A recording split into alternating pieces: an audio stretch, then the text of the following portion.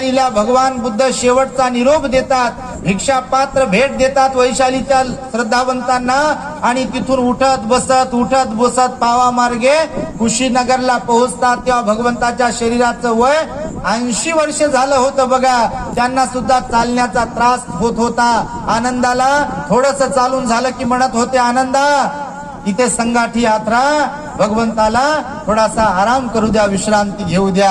आणि अशा प्रकारे शरीर प्रत्येकाचं थकते. आमचं काय लोखंडाचं नाही बा शरीर, आम्हाला लय त्रास होते, कोणालाही होते, परंतु त्यागाची भावना आहे, समर्पणाची भावना आहे. विशेष म्हणजे त्या महामानव बोधिसत्व परमपिता डॉक्टर बाबासाहेब आंबेडकरांच्या प्रती मनामध्ये हृदयामध्ये कृतज्ञतेचा भाव आहे. आपण त्यांच्यापैकी बिलकुल नाही आहे. बोलो रे बोलो, जय भीम.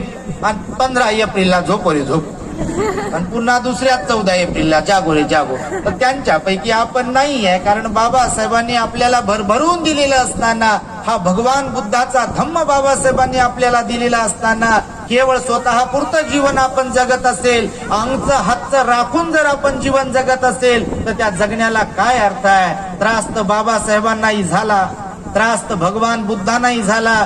जे लोक काम करतात, आपला पूर्ण वेळ खर्ची घालतात, आपली बुद्धिमत्ता खर्च करतात, आपला पैसा खर्च करतात, त्यांना त्रास होतो म्हणजे होतो. शारीरिक तर होतोच होतो, पण मानसिकही त्रास होतो. परंतु काम सोडून देता कामा नये, काम करत राहिलो पाहिजे. आणि म्हणून आम्ही फिरत आहोत, त्याचा आम्हाला समाधानच आहे. एकदम समाधानाची झोप येते रोज.